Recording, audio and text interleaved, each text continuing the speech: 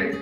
I think I'm going to begin tonight, so I'll give the first presentation, and then my husband will give the second presentation. So I'm going to move the camera over here so that I can be in the second center stage. And then, anyways, I'd like to talk to you tonight about our true mother. I think that, this is of course, a very important topic. That's why it's one of the topics chosen for this important leadership training.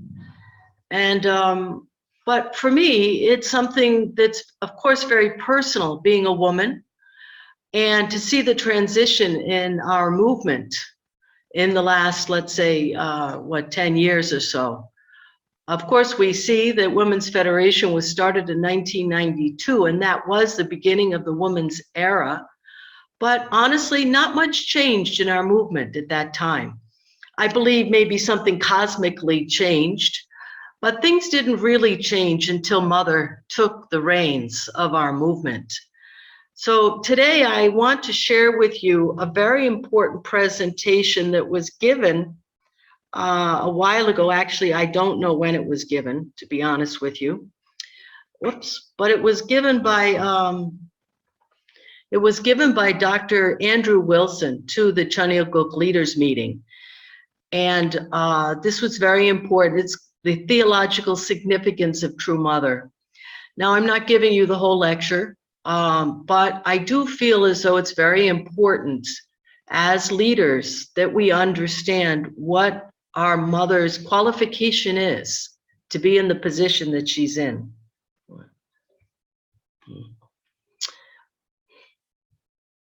So, in order to understand the significance of True Mother and her mission, we need to understand the mission of the Messiah. So, a lot of times people think that Father's the Messiah. We always went around, Reverend Sun Myung Moon is the Messiah. Well, I wonder, in your mind and heart, what do you think? Do you think Father's the Messiah? If you do, then you have a very Christian concept of what is the Messiah. But if you understand divine principle and you understand the unificationist concept of Messiah, you realize that the Messiah is a man and a woman. We cannot say that the Messiah is only a man. So we need to really look at what is the significant, what is the mission of the Messiah? What is it the Messiah should accomplish? Well, first of all, the Messiah needed to finish finish the work that Jesus started. This is very important. And I'm going to go through each one of these and to show you how important Mother's involvement was in each one of these points. The second is to complete restoration through indemnity and subjugate Satan. Now, subjugate Satan is a very interesting term. Actually, what subjugate Satan means is to win Satan's heart, to win over the enemy, to become united with the Satan that we're talking about.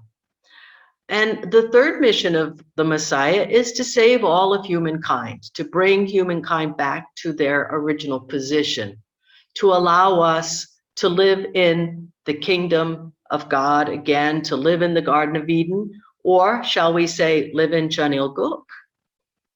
And the mission of the Messiah is to build the foundation for that kingdom, for the kingdom of God or Chunilguk. And fifthly, when all of this is done, when the Messiah has accomplished all of this, then God should be liberated. So I want to show you that True Mother is absolutely essential to all five purposes. So we can understand what she's been working on and what she's been doing. First of all, the first mission of the Messiah is to complete Jesus's unfinished work. Of course, that is to have the marriage supper of the Lamb. Well, Father had 14 years course of preparation for that, and Mother had 3 generations of preparation in order to get them to the point where they could fulfill the marriage supper of the Lamb. And then after that, true mother needed to be established. Jesus also could not establish a wife or a mother. So mother went through the 7-year course to her perfection, which happened at God's Day in 1968. Perfection as the true mother. This is something else Jesus wasn't able to accomplish. And of course, recover the bride, religion, and nation, which is written many, many times in the Bible. And mother did that through Women's Federation for World Peace in 1992. So that was a very good question that Peter asked during the icebreakers. So these were the things that Jesus needed to accomplish but couldn't, and ones that were absolutely accomplished with the help of true mother only. So the second thing was to subjugate Satan. So true father carried the cross of restoration through indemnity. So he was to recover the lost Judeo-Christian foundation. But the final indemnity condition had to be made by true mother. This is very important to understand. Father accomplished so much. He went through so many years of sacrifice and dedication and really investing himself. But in order to really subjugate Satan, Eve had to do that because Eve was the one that was controlled by Satan. So then Eve has to get into the position where she can dominate Satan or win Satan's heart and go into the right position again. So Adam cannot subjugate Satan by himself because Eve was the weak point where Satan invaded. So how important this is as the last point of restoration is that Eve's position is regained and dominates Satan, or dominates the spiritual world, dominates the evil spiritual world. So mother needed to do this by herself because Eve was by herself, and Eve was the one that gave in to Satan. Eve was the one that listened to Satan. Eve was the one that made the first mistake. So as the final condition of restoration, it needs to be Eve, or our true mother, to restore that point. So in subjugating Satan, mother went through many, many things. First of all, she was able to perfect herself as the true mother, and that's when God's Day was fulfilled. So these are Father's words. It says, since a man got the victory, a woman also had to gain the victory. Mother confronted the society and nation that opposed her and overcame everything during the 7-year period. Well, we know that after mother became the bride of the Messiah, or the true wife, she went through 7 years of incredible indemnity, where many people were opposing her, people in the movement.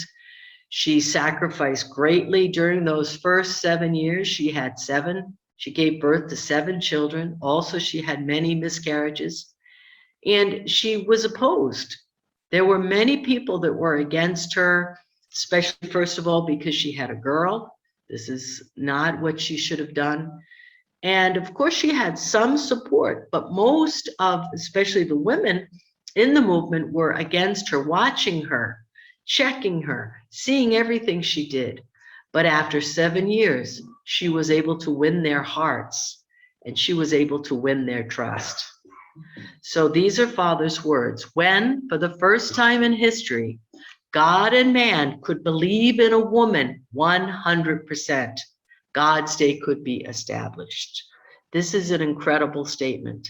God's Day could be established when the position of woman was regained by our true mother. That was January 1st, 1968.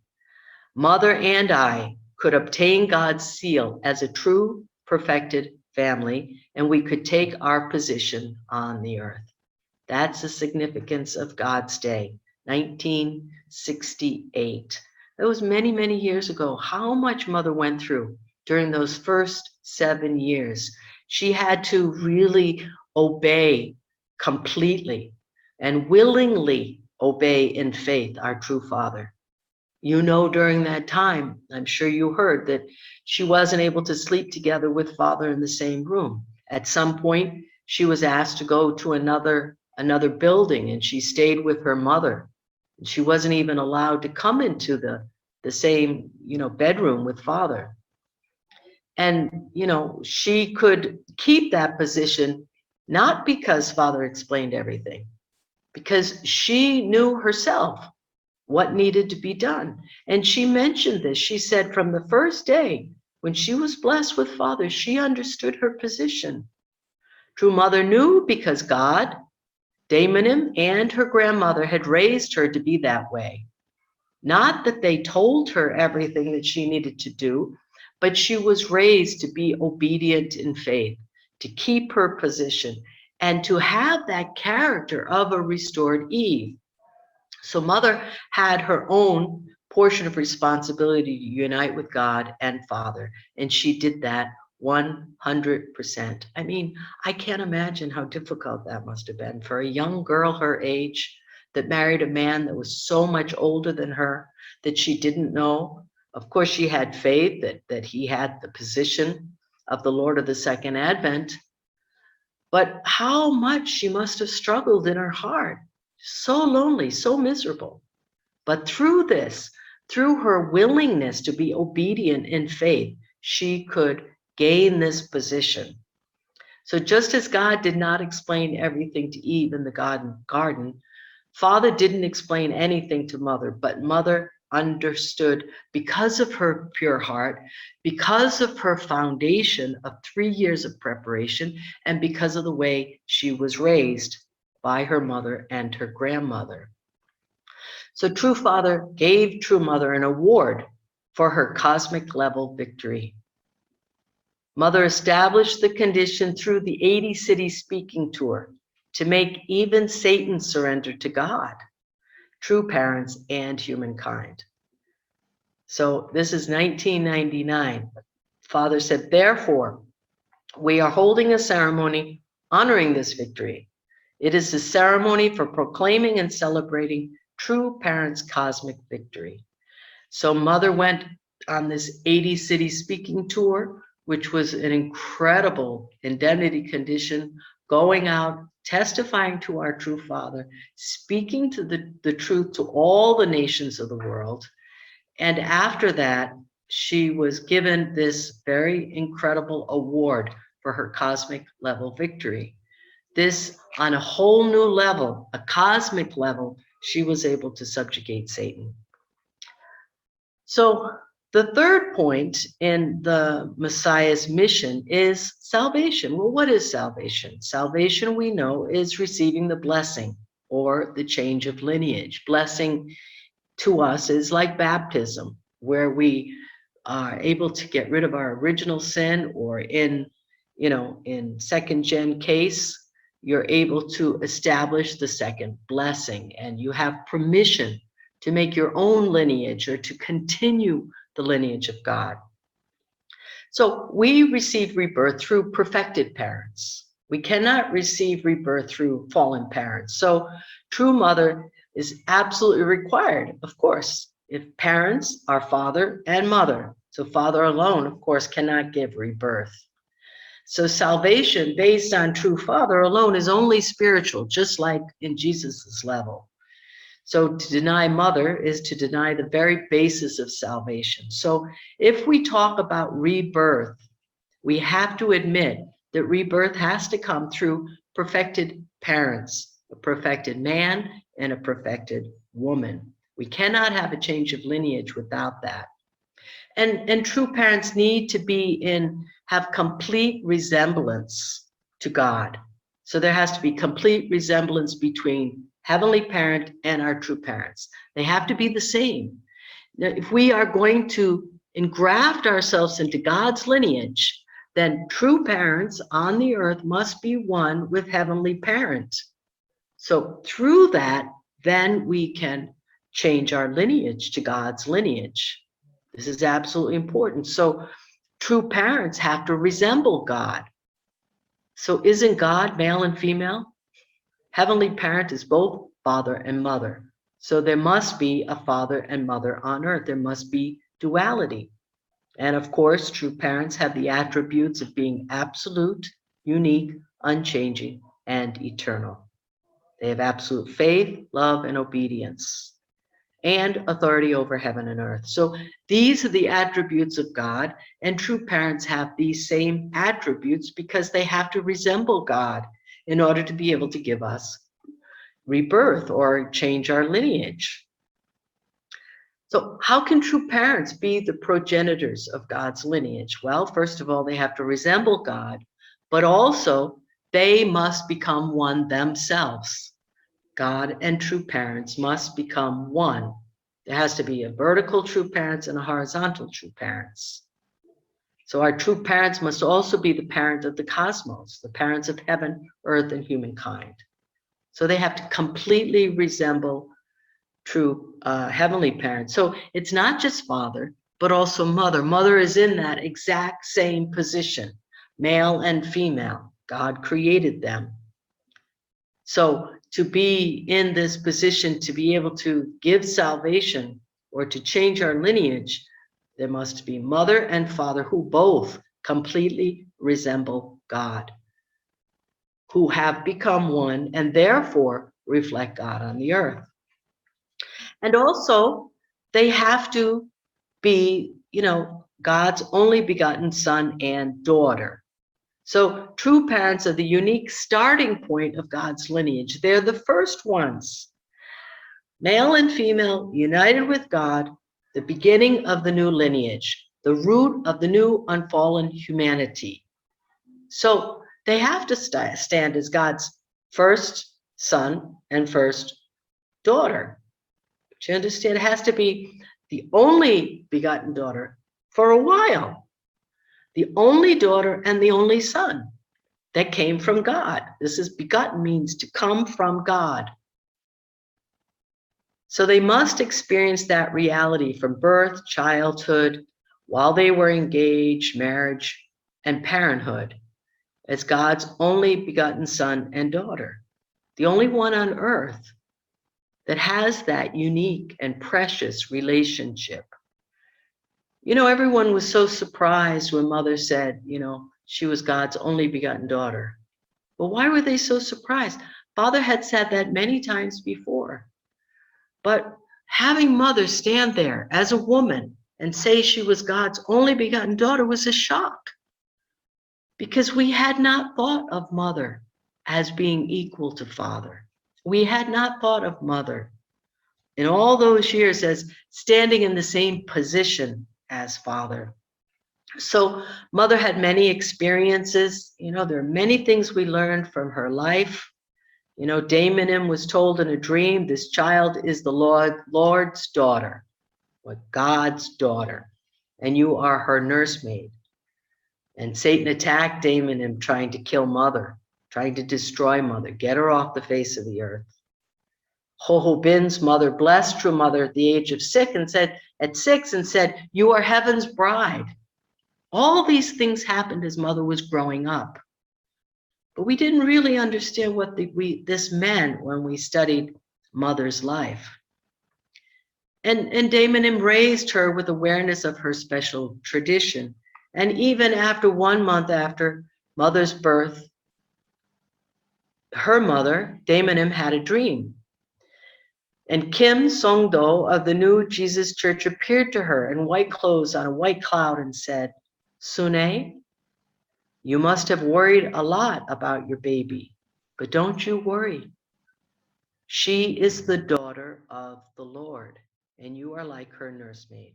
Make sure to nurse her and raise her well. And she did. She kept Mother pure. She kept her, cherished her. She educated her to be obedient and to be able to keep her faith. So when the day came, when she met Father, Father could recognize her. So the fourth point that the Messiah has to accomplish is make the foundation for God's kingdom. So true Father and true Mother each represent half of humankind. So Father is victorious in restoring man's dominion, but Mother is striving to restore woman's dignity. Now, this is what Mother is faced with right now in her life. So mother representing womankind, she has to carry a very heavy cross. She has to restore Eve's sin. So this is something that has never been approached before. There have been many men in history that have been victorious Abels, that have established the foundation of faith. But there has never been a woman that has been able to go beyond the position of wife. There has never been a woman that has been victorious enough to go beyond that position and to become the true mother. So mother was the first one with no foundation to stand on, only the foundation of her own ancestors. So mother also had to face the terrible denigration by men in our society today. So, there are cultures that say that women should only be in the home. They relegate women to the domestic sphere. And this is what people thought about mother, that mother has value as long as she's serving father or as long as she's taking care of the children. Religions still privilege men as closer to God. Many churches, many religions think that only, men can be in the spiritual leader position, or only men can pray to God. And the scriptures are written by men from a male point of view. These are all things that mother needs to face. Even divine principle, written many years ago, never mentioned about the position of mother. And it was never written, about, of course, it didn't mention the father was the Messiah either, but it talked about the victories of the men and the position of the Lord of the Second Advent. But the foundation had not been made in order to talk about the wife of the Messiah or the mother of all humankind. Also, language is subtly male-centric. These are all the things that we see in our culture that mother needs to face and change.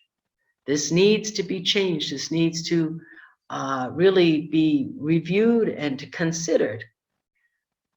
And the other big problem for women is that women lack relationship to God's feminine side. Many women in our society don't understand that God is male and female and therefore relate to a male God. For many, many years, I struggled myself. I thought, what is my role model? Father? Should I be like father? And as I tried to be like father, I was told, don't be so strong. You're too dominant. You're too subjective. So where is my role model?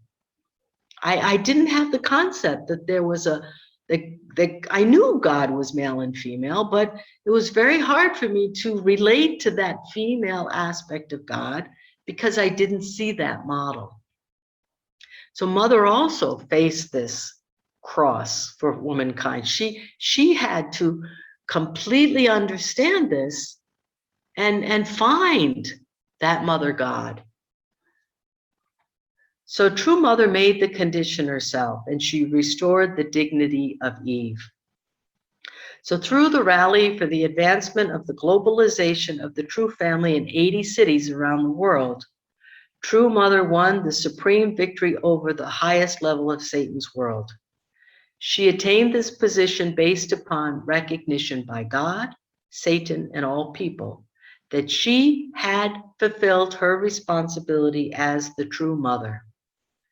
She can occupy the precious position of Eve, whose mistake in front of Adam has been restored. So this was declared by our true Father. Mother had fulfilled that position and she accomplished this. So how much mother had suffered. So we have to let mother be mother. She's not a cookie cutter duplicate of father. A lot of times people are saying, or some people think, maybe they don't say, well, mother doesn't act like father. Father was so charismatic. Father was so dynamic. Father gave us goals, So our expectation of the Messiah should not be based only on a male model, because the female aspect of God is part of the messianic role. So mother's character and leadership style may be different, and we know it's very, very different. So let's look at the difference between the masculine and feminine. You know, God designed the masculine and feminine to be complementary. So we have the male has a will, he's determined to push forward. But the woman is more inclined to create harmony and more inclined to focus on relationships and the feelings between people and restoration of relationships. So while the men are pushing forward, the women are making sure that everybody is harmonious and working well together. Men tend to be problem solving, and goal oriented. There's a goal, let's figure out how to fulfill the goal. While a woman will be focusing on sharing and discussing, how can we solve this problem? What can we do? And has a great sensitivity to the environment. Look at mother. She's creating a beautiful place in Champyeong for us to feel the love of God and to see the beauty of creation, to understand God's love. So men tend to be very enthusiastic and they're proud of their accomplishments. There's a lot of enthusiasm, a lot of passion, a lot of vision, and really trying to accomplish something. Whereas women tend to be more compassionate, worried about how are you doing? We hope you, mother's always saying to us, I hope you're happy, are you enjoying yourselves? Did you like the program? And nurturing and trying to raise up the children. So you can see this is quite different, but both are absolutely necessary. So male leadership is goal orientated and feminine leadership is team orientated. Mother wants to see us to work as teams, to cooperate together. You want the different regions to support each other, to help each other. Male leadership are very charismatic and enthusiastic, where we see mother, she says very little. I remember when she first started leading us, she would come to the Chanukuk leaders meeting and speak for 10 minutes. I mean, this was unheard of before with father. Father would speak 10 hours, 15 hours. He's spoken 23 hours at a time, but mother would speak very little and then look to others to respond. This is a very feminine way to lead. So a male would give directions and expect obedience, where a female would promote discussion. What do you think? She wants to hear from us. She wants to understand our situation. And this is why Dr. Balcom's always asking us, please write to True Mother. Please tell her what you're experiencing, what's going on. Share the stories of the other members. So also, male leadership encourages achievement and competition, but female leadership nurtures growth in the second generation especially. She's trying her best to raise up the second gen, the young leadership, to really take responsibility. And whereas the male will rush forward, the female will try to consolidate and live very frugally. So let's let mother be mother. Mother began as the wife of True Father, and this was very important, an object partner to True Father. She didn't speak, she obeyed Father. She was there beside him every second to support him and help him. That was as a wife, in the wife's position, but mother's position is much different.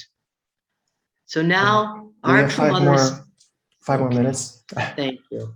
So mother is standing our True Mother is standing in mother's position to all of us. So we are mother's children. The male leadership sometimes think they're mother's husband and they have a right to judge her or to criticize her. But no, they are mother's sons and daughters and they need to obey her, attend her, take care of her. So in the mother-child relationship, mother is a subject partner. and she's co-authoritative subject partner. Together, male and female, both mother and father, are the ones in charge of the children, and the children need to obey and attend and follow the mother. So mother's final responsibility was to liberate God. So as a co-creator with God, Father left this Father left this point for true mother. This is the important point. Is that true Father was aware of this issue. He's told us in the Wali Wambong.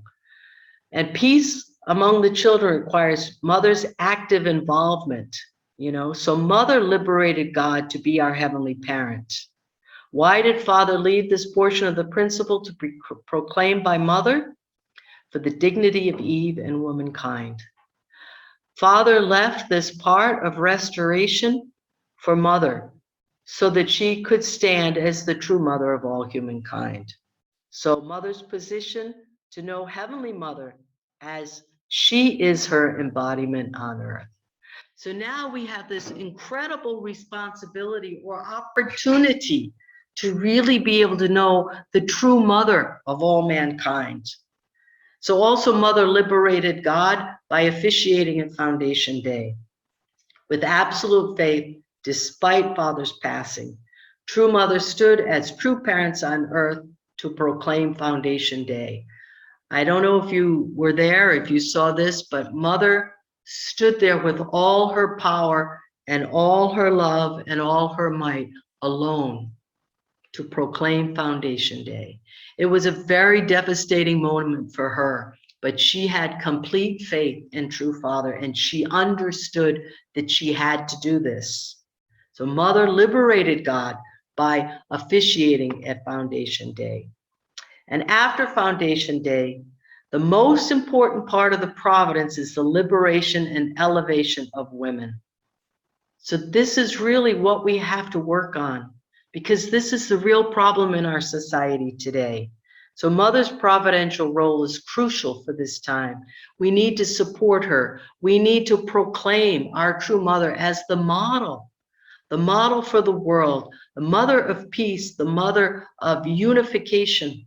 We have to proclaim her to all the leaders of the world and use her as our model, especially as women, so that we can understand the importance of the women's role. So we also have to defend her against all those who, in cutting her down, are standing against providence. So now is providentially important that mother takes this position and that more women take this position. We need to really take responsibility to help restore Eve on a much broader and horizontal level. So let's unite with true mother, and heaven will stand by our side. This is what mother told us in her last speech. We need to really understand how important this is, to really understand true mother, understand the significance of her position, to understand her heart and all that she went through in order to get to this point, to liberate the Mother God and to liberate all women of the world. So thank you very much, brothers and sisters.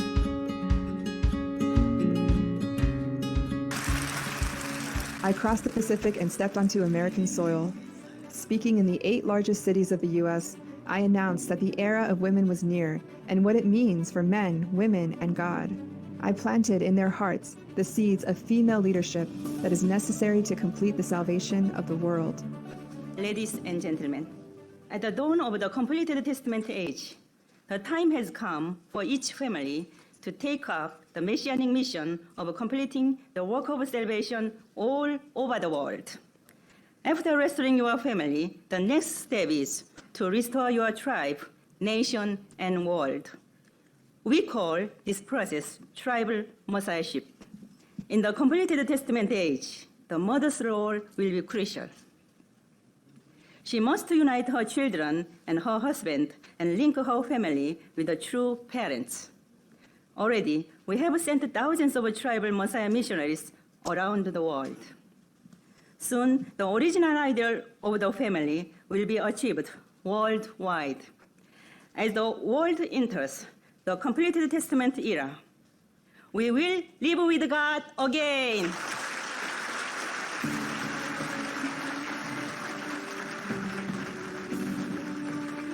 That 1992 global speaking tour was by no means a vacation.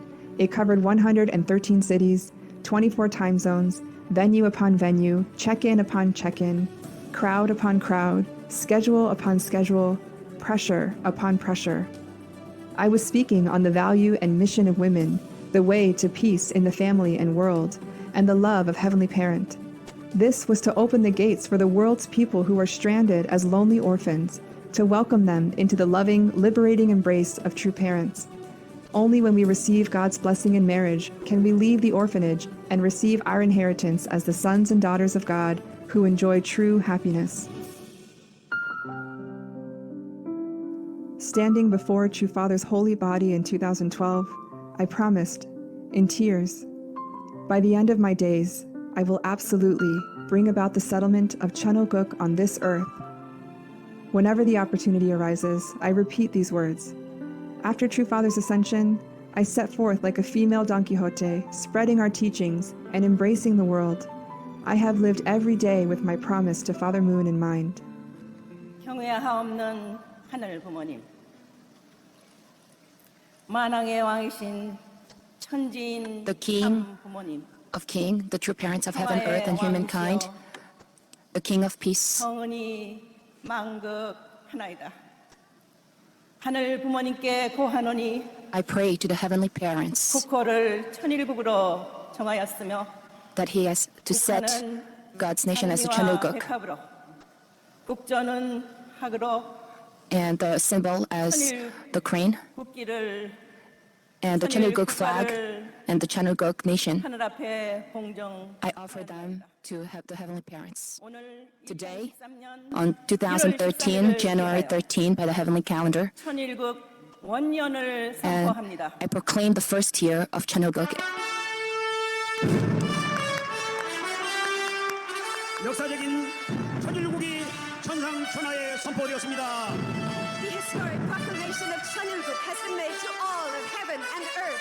천일국을 선포해 주신 하늘 부모님과 천진 참부모님께 뜨거운 감사의 박수를 올려주시기 바랍니다. Brothers and sisters, let us applaud to show. 저희들은 생이 다하는 날까지 이 땅에 천일국을 정착시키겠습니다. 사랑하는 아버님, 그리운 아버님, 언제나 함께 하시는 아버님, 아버님께서 천상에 입성하신 지 벌써 7년의 세월이 흘렀습니다.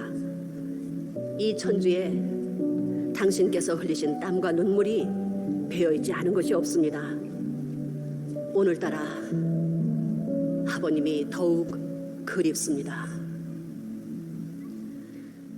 아버님께서는 성화하시기 1년 전 90세를 훌쩍 넘긴 연세에도 8차례 넘게 미국을 왕래하셨죠. 건강은 전혀 돌보지 않으시고 오직 세계와 인류를 위해 일하셨습니다. 엄마, 이 일을 끝내고 한가해지면 그때 우리 조금 쉽시다 라고 하시던 말씀은 끝내 지상에서는 이루어지지 않았습니다. 밤낮을 쉬지 않고 일하신 당신, 저 또한 그런 아버님을 모시고 생활하며 일평생 3시간 이상을 자본 적이 없었네요. 2012년 뜨거운 여름 마지막 병원에 입원하실 때도 아버님께서는 아직 할 일이 많은데 병원에서 시간만 보내면 어떡하노 하시며 오히려 입원을 권유한 사람들을 나무라셨지요. 아직 할 일이 많이 남으셨기 때문이었습니다. 그리고 서둘러 천정궁으로 돌아오셔서는 엄마, 오늘은 엄마하고 겸상을 하고 싶네 라고 하셨죠. 그때 주변 식구들은 참으로 의아해했습니다. 항상 저와 함께 앉아 식사를 하셨었거든요. 그날 점심상을 받으신 아버님께서는 수저를 들 생각은 하지도 않으시고 제 얼굴만 많이 바라보셨습니다. 아마도 아버님께서는 마음속에 제 얼굴을 새기시는 것 같았습니다. 저는 미소를 지으며 아버님 손에 수저를 쥐어드리고 반찬을 올려드리고는 드시는 모습을 하염없이 바라보았습니다. 저도 아버님의 얼굴을 가슴에 새기고 싶었습니다.